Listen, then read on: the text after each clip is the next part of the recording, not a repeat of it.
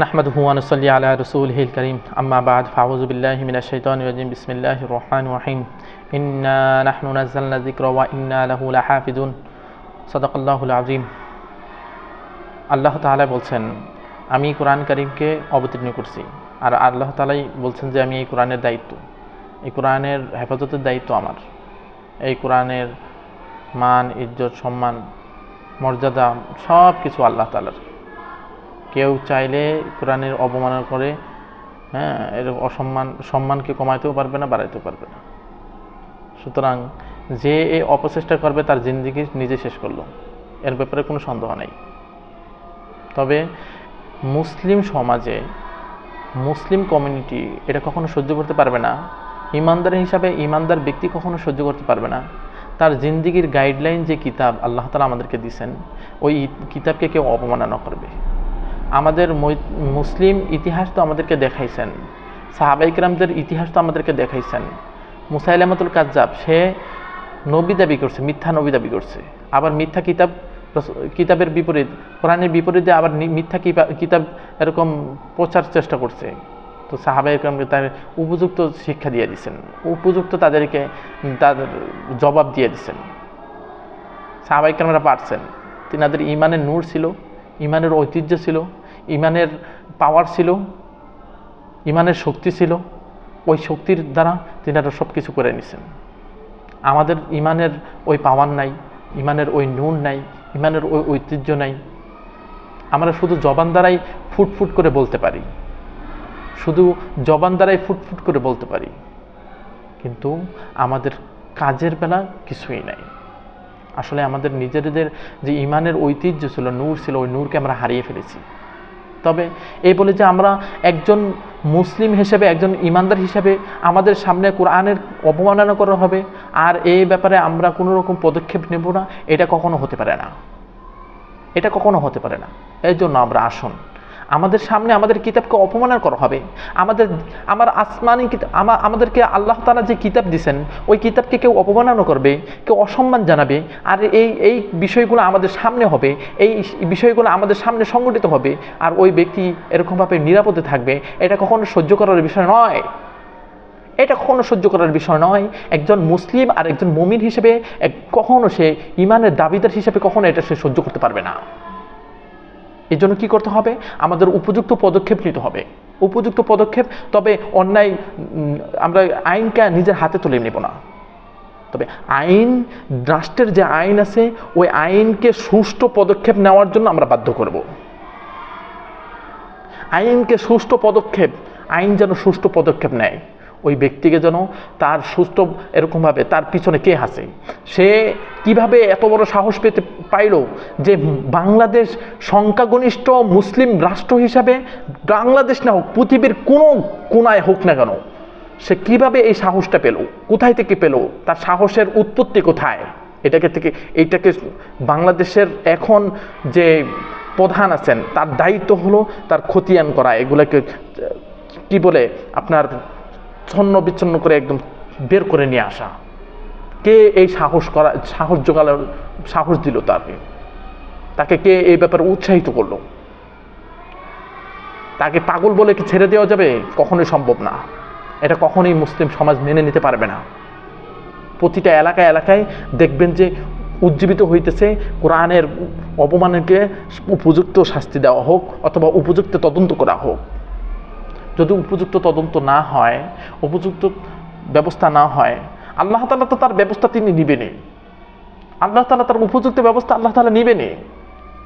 তবে আমি একজন ঈমানদার হিসাবে কতটুকু নিজের ঈমানের দাবি হিসাবে আমার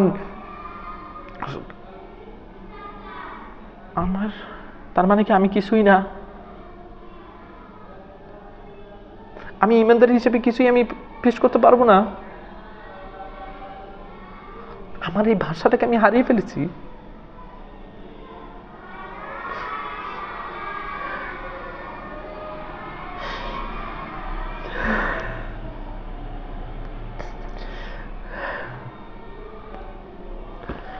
ঈমানদার হিসেবে কখনো এটা সহ্য করতে পারে না।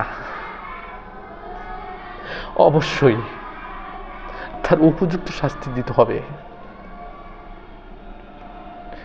অবশ্যই তার উপযুক্ত ব্যবস্থা করতে হবে। এজন্য রাষ্ট্রীয় আইনের মাধ্যমে তাকে উপযুক্ত শাস্তির ব্যবস্থা করতে হবে। রাষ্ট্র যদি এদিকে ভালো মতো খেয়াল না করে, রাষ্ট্রকে খেয়াল করার জন্য রাষ্ট্রকে ফোকাস করার জন্য আমাদেরকে বাধ্য করতে হবে।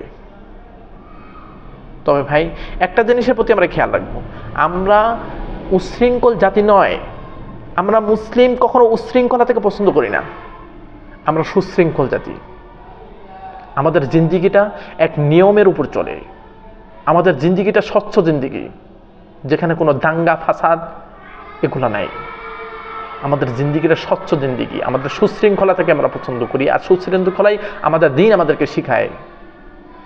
আমরা কখনো নিজের হাতে এরকমভাবে আইন তুলে নেব না, নিজের হাতে কখনো আমরা আইন তুলে নেব না। তবে আইন যেন তার সঠিক পদক্ষেপ নেয়, এইটার তদন্ত করার দায়িত্ব আমাদের। আইন যেন তার সঠিক পদক্ষেপ নেয়, এই তদন্ত করার দায়িত্ব আমাদের। হ্যাঁ, আমরা মুসলিম সংখ্যাগরিষ্ঠ বাংলাদেশে অবস্থান করা অবস্থায় একজন ব্যক্তি কোরআনের অবমাননা করে সে স্বাধীনভাবে চলাফেরা করতে পারে, স্বাধীনভাবে তার বাক আবার পরিচালনা করতে পারে, এটা কখনো মুসলিম সহ্য করতে পারবে না। তার উপযুক্ত ব্যবস্থা যেন আইন নেয়। আর যদি আইন উপযুক্ত ব্যবস্থার ব্যাপারে ফোকাস না দেয়, তাহলে মুসলিম কমিউনিটি তার উপযুক্ত ব্যবস্থা নেওয়ার জন্য আইনকে বাধ্য করবে। বিষয়টা ক্লিয়ার? তবে ভাই একটা জিনিস খেয়াল রাখবেন, নিজের হাতে যেন কেউ আইন না তুলে নেয়, নিজের হাতে যেন কেউ আইন না তুলে নেয়। আমাদের দেশের একটা আইন আছে, ব্যবস্থা আছে, ওই ব্যবস্থার মাধ্যমে তাকে তদন্ত করা হবে, তার ব্যবস্থা গ্রহণ করা হবে। আর যদি দেশের আইন যদি তাকে ব্যবস্থা গ্রহণ না করে, দেশ যদি তার ব্যাপারে কোনো ফোকাস না নেয়, তার ব্যাপারে কোনো অ্যাকশন না নেয়, তাহলে এই অ্যাকশন নেওয়ার জন্য দেশকে বাধ্য করা হবে।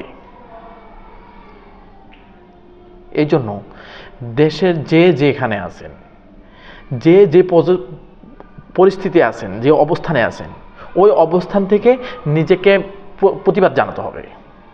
রাসূল সাল্লাল্লাহু আলাইহি ওয়াসাল্লাম আমাদেরকে এটাই বলছেন, তোমাদেরকে কেউ যদি দেখে যে খারাপ কাজ সংগঠিত হইতেছে, সে যেন যদি ক্ষমতা থাকে হাত দ্বারা সে প্রতিহত করে, আর যদি ওই ক্ষমতা না থাকে তাহলে সে যেন এরকমভাবে জবান দ্বারা সে প্রতিহত করে, আর যদি এই ক্ষমতা না থাকে অন্তর দ্বারা যেন ঘৃণা করে।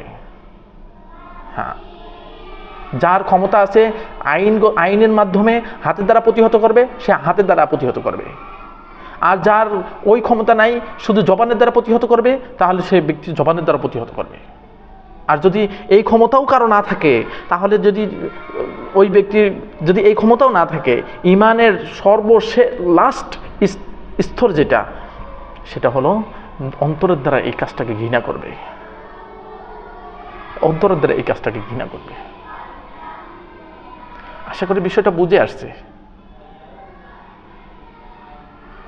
আসসালামু আলাইকুম।